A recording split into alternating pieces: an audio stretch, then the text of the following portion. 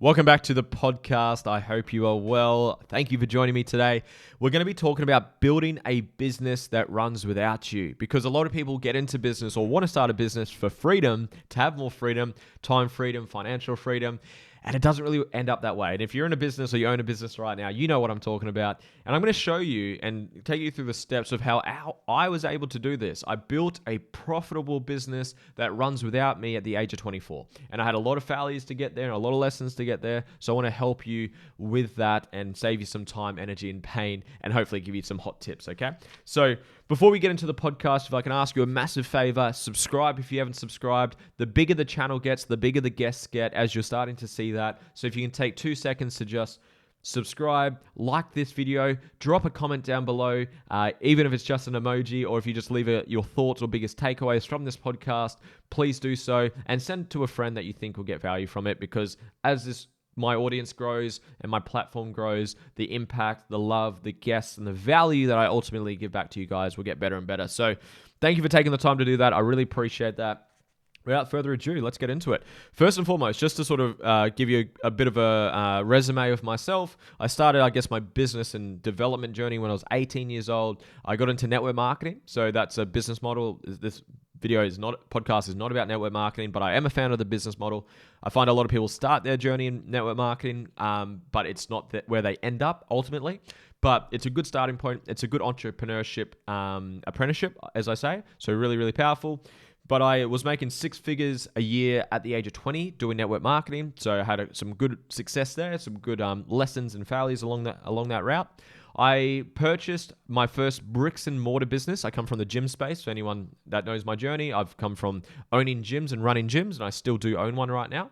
And I owned my first business, I got bricks and mortar business, when I was 20 years old. I opened up my second one when I was 21 years old. I literally got the keys to it on my 21st birthday. Such an awesome memory and sort of bookmark for me, which is awesome.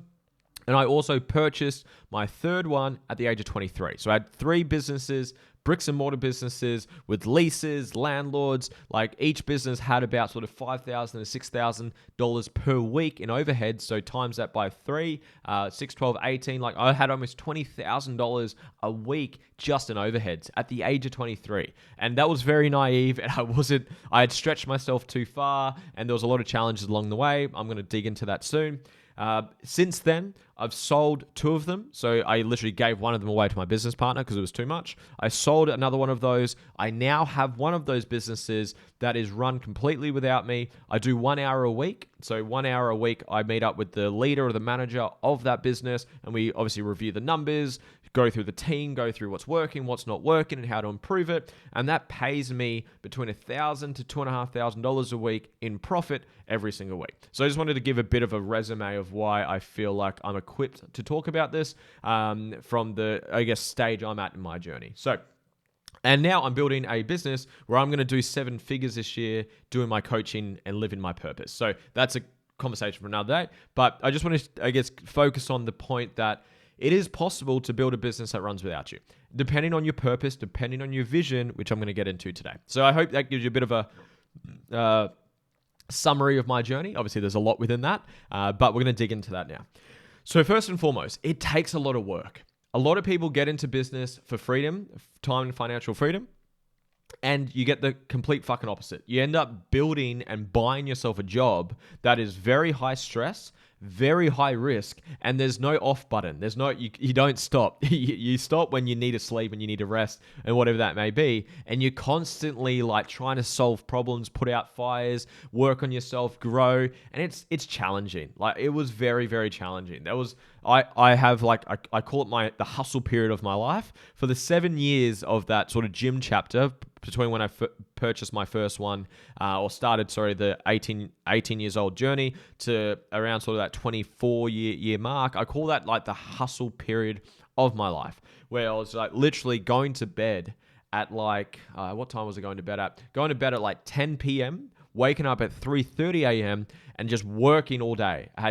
My health was terrible. My mental health was terrible. I had no personal life. I was very burnt out, very stressed, and I had built myself a prison that I couldn't escape from. The business was completely reliant on me. Like, if I wanted the business to grow, I had to work harder, more hours, and I had to figure it all out myself, and it was completely reliant on me.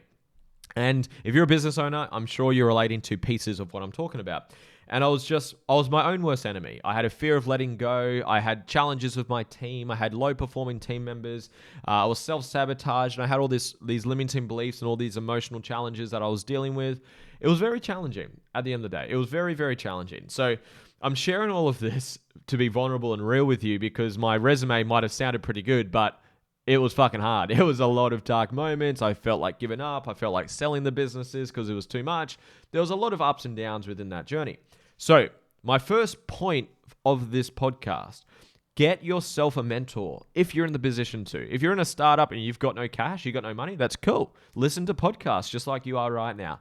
Find mentors. If you've got the opportunity to invest into actually having a coach and mentor to work with you, please do so. You will save yourself the time, the money, the energy, the pain that they've been through. They've already forged that path for you, and they can lead you to success in less time, with less energy, with less pain. And honestly, they will save you money because that money of energy and pain and physically wasting money on the wrong things, you're going to make that back if you're working with the right mentor. So the first point that I have of this podcast, if you're in the position to, which everyone is, make sure you're learning from a mentor. Now, I started on YouTube. So you might be watching this podcast on YouTube right now. That's where I started. I started with Tony Robbins. I started with Robert Kiyosaki. I started with Dr. Joe Dispenza, Dr. John Demartini, Wayne Dyer. Like, I started with Jim Collins. I started with Jocko Willink, Gary Vee, Kerwin Ray. Like, I started with these people.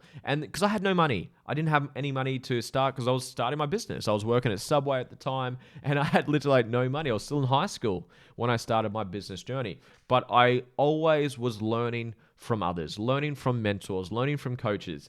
Now, when you get to a point and you do have some disposable income, even if you need to go get a loan or get a credit card to pay for it, I would 1000% recommend it. I got a credit card to pay for my first self-development event because I needed it. I wanted to grow. And if you want your business to grow, you need to grow. Your personal income will not exceed your personal growth. So you've got to work on yourself. You've got to be obsessed about improving, learning, educating yourself, listening to podcasts, reading books, going to workshops, going to seminars, doing programs, whatever you need to do. Make sure you're learning and growing from people that have already been down the path that you're wanting to go down. You don't have to reinvent the wheel. You can if you want to, if your ego is telling you that you can. It's just going to be very painful for you, and you're going to waste a lot of time, energy, and effort doing so.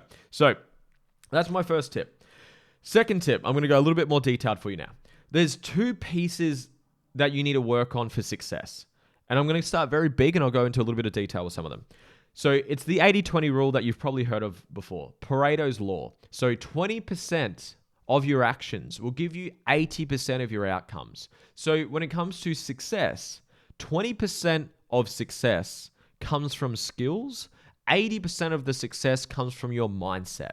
Now, you need both. There's the Tony Robbins quote that I love. It's about running east looking for a sunset.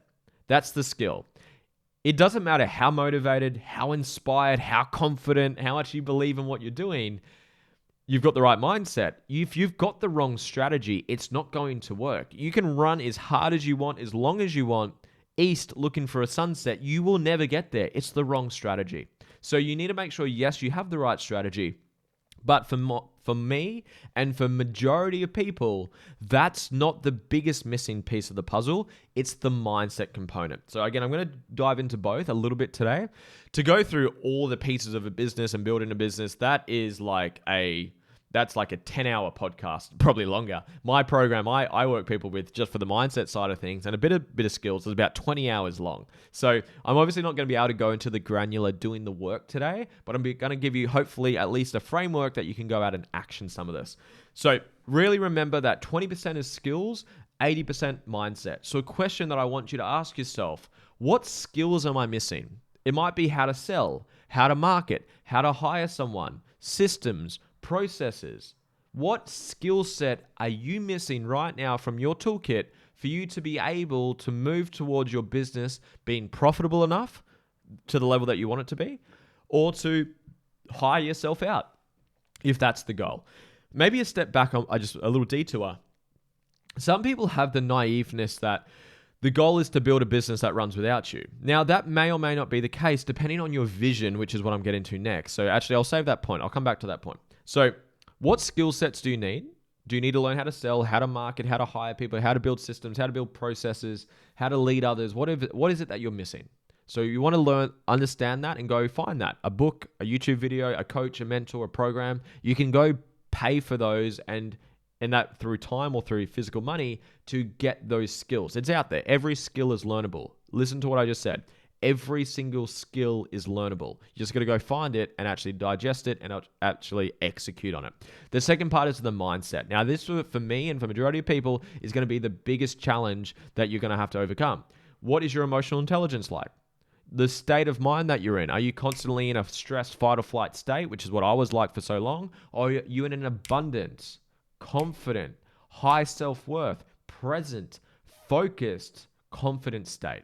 Big difference. You don't see things the way they are. You see things the way you are. So if you're stressed, you see stress. If you're overwhelmed, you see overwhelm. If you're grateful, you see gratitude, you see opportunities, you see solutions. If you're loving, you give love, you see love, you attract love. So make sure that your emotional intelligence and your emotional state is in check. Are you healing from your past? Everyone has things that they haven't healed through. Whatever triggers you reveals something you haven't processed yet. Trauma is unprocessed memories. I've done content on this, but you've got to make sure you're healing through your stuff, because when you're triggered, it's revealing the things you haven't worked through, and you will be triggered the most in your intimate relationship and in your business or your career where there's high levels of pressure and stress. So it's being able to stay calm within the chaos. That's what leadership is, or that's a piece of leadership. It's being able to have all these problems and fires and challenges and team members not performing or leaving, and your cash flow is dropped, and the algorithms change and your ads aren't converting anymore, or whatever's happening. It's been able to see all of those fires and all of those challenges, stay calm within the chaos, and make the right decision. A calm ocean never made a great sailor. So it's been able to control your emotions because you've done the work, you've healed, you've rewired those limiting beliefs, you know your purpose, you're living in alignment with it, and then being able to handle whatever fucking challenges life, business, relationships is ultimately going to throw at you. So this is where and not just most quote successful people understand that the mindset component is more important. You need the skills, don't get me wrong. You need to know how to sell, how to market, how to run ads, how to hire people. You need to know that. But if your mindset and your emotional intelligence is not at the level that you need to, then you're going to self-sabotage. You're going to screw up you won't execute. You'll make excuses. You'll have fear. You'll have doubt. You'll feel overwhelmed. You won't feel good enough. You'll have all these fears and you'll have these self-depreciating thoughts in your head. You'll beat yourself up. So it's so crucial to work on your mindset. So there are your two pieces. Now, I'm going to go a little bit into the piece, each of those. So I'll do a little bit on skills, the biggest sort of skills that really helped me, and then the biggest sort of emotional pieces that really helped me as well. So the first part is knowing what your vision is. So when we start business, any business, most entrepreneurs or most people that start a business, they started out of fear. They started out of a want for more. They want more freedom. They want more impact. They don't like working for someone else. They want to be the captain of their own ship, and they want to do things the way they want to do it. They want to do things better, which is great. But more often than not, the business you start with is not the business you're going to finish with. Because when you don't know what your vision is for your life, then it's very challenging to be able to make the decisions and plan accordingly to get you to that vision. And what I mean by that is I started my career in network marketing, as I mentioned, and I got into owning gyms because that's kind of where life took me. And I had this goal of opening 50 gyms, but those gyms, or that goal, was out of ego. It was out of insecurity. It was out of status. It was out of title. And it was very egocentric goals, not authentic goals. So this sort of ties into doing the inner work, healing your stuff, rewiring your beliefs, being authentic, dissolving your ego and all that stuff. But when I actually started doing more of the work on me, and I actually got clearer on my purpose, on my vision, on my authentic self, the 50 gyms didn't mean anything to me. I didn't give a shit about it. It was just out of status, out of proving myself, of making myself feel worthy and good enough, and I was compensating for my insecurities and all that stuff. When I got clear on, okay, well, what's actually my vision? And actually, where do I want my life to look in the next sort of 10 to 20 years?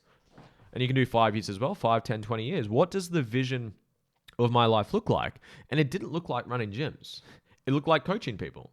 It looked like having a podcast. It looked like writing books.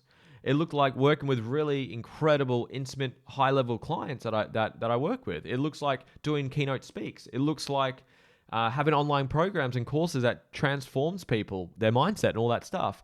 And the business, the vehicle I had, was not going to get me there. It just wasn't. So I was running east looking for a sunset because my vision and my goals weren't in alignment. My business was not in alignment with my purpose and vision. So my question or my invitation to you listening to this is get clear on your vision. And I have a process of doing that. I go through values first. I have a free training on my podcast, episode 200. Go watch it. It's a free training on determining your values. Then you use your values to paint your vision. Get clear on that vision. And then you got to line up and be honest with yourself. Is the business vehicle or the path I'm going down going to get me there? Is it the most effective and efficient way to get me there? And you got to be honest with that. And the answer for me was no. It wasn't. It wasn't the best option, and it wasn't going to get me to where I wanted to get to. So I had to make the honest decision, which was challenging because my ego came up, and I was like, "Oh my God, I'm going backwards in life. I've spent 7 years doing this, and whatever." All this sort of negative ego limiting beliefs came up, and I actually broke down in tears. I've got a video I posted of me doing that, where it's like I'd realized that it is time for me to change my path. It was time for me to change my business, for me to actually bite the bullet, sell the 2 businesses. I got rid of one and sold another. And that's when I decided it's time for me to remove myself from this business and pursue my purpose. Because what I was getting to earlier is some people think they have this naiveness that you have to remove yourself from your business. No fucking way. If you want to do what you love and you love what you do and you want to do that for 50 years, fucking do it. I don't see myself ever removing myself from my current business, my coaching business, ever. Because I fucking love it. I love what I do. There's a term in the business world of the technician or the artist. Like a singer wants to sing. An artist wants to paint. Like a coach wants to coach. I'm a coach. I love coaching. So this podcast I'm recording right now, I see this as coaching. I don't ever see myself delegating that. Well, do I delegate the editing process, the uploading process, the captions, the thumbnails? Of course, I don't like doing that. But I love doing what I do. So I think just to sort of the decision you got to make is the business that you're in, do you actually love it? Is it what inspires you to actually push through these limitations and learn the skills and break through and actually keep doing that for the rest of your life or until something changes? Or is this just a vehicle for you? Is it a vehicle for you to pay you every single week, whether you're in it or not, and then you get to do what you love? And that's a question you got to be honest with yourself. The second part from the skills, you've got the vision, then you got to plan. Planning is one of the most sort of boring words for most people, but is so fucking crucial.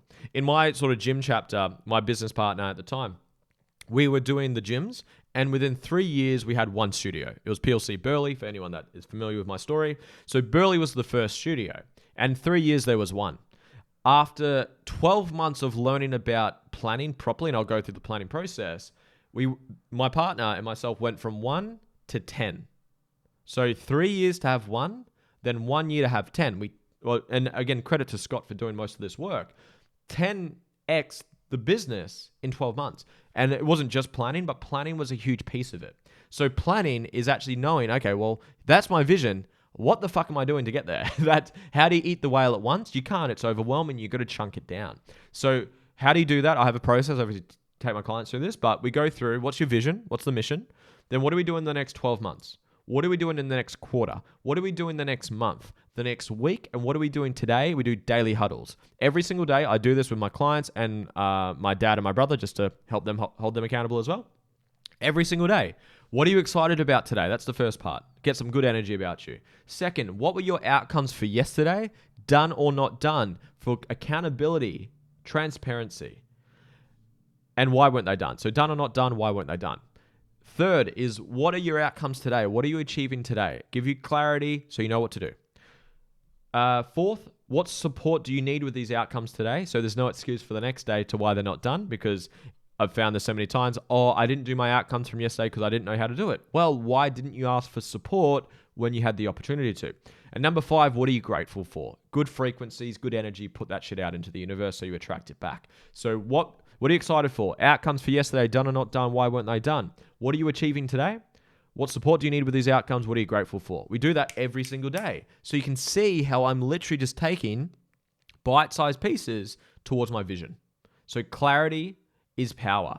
Complexity is the enemy of execution. Make things so simple so you're not overwhelmed, so you know the tactical outcomes, the skills, the strategy of what needs to get done to move towards that vision, and you've got the mindset piece, which is next, to be able to handle the shit life's gonna throw at you, to test you, to see how badly you want that vision.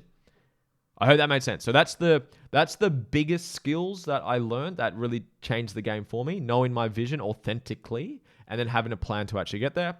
Now, the mindset piece, it's hard to go into heaps of detail with this because literally one of my tools that I teach takes like 70 minutes to teach it. And that's just one of them. And I've got about 12 of them. So it's hard to teach that now. But the biggest ones that helped me with my mindset was my self-worth. Knowing my worth and living to that and asking for it. Life will pay you the price you ask of it. If your self-worth is very low, you will tolerate bad behavior. People will overstep boundaries. You won't be willing to charge people the amount of money that you need to charge for you to earn the money that you want to earn. So it's a bad position to be. It's hard. It's challenging to be there. So you want to work on your self-worth. How do you do that? Live to your values, heal from the past, and rewrite limiting beliefs. They're the main 3 tools I'd recommend for that. Also ego, meditation, and stuff like that. Anxiety, depression. There's tools that I'd go through. But those would be my top 3. Values, I mentioned it earlier. Go to episode 200 of this podcast and go determine them for free. There's no opt-in. You just literally watch the video and do the work. It's pretty cool. So self-worth was one of the biggest pieces for me. And the second one was, in general, emotional intelligence, but specifically healing. Healing through my past, healing through my shit, doing the work, clearing out all that trauma, those wounds, that judgment, that resistance, the shame, the guilt, all of that. Healing that moved the needle the most for me. Because your light shines brightest when you let it shine freely. By healing all of those sort of dark parts of you, and darkness is untranscended light. It's just things are only shameful because they're in the dark. When you actually put light on it and process it and integrate it, it becomes love. That's all it is. It's untranscended light or untranscended love. So actually doing the work and looking within and unpacking those darkness that I had shame over because I hadn't actually integrated it, doing that moved the needle the most for me.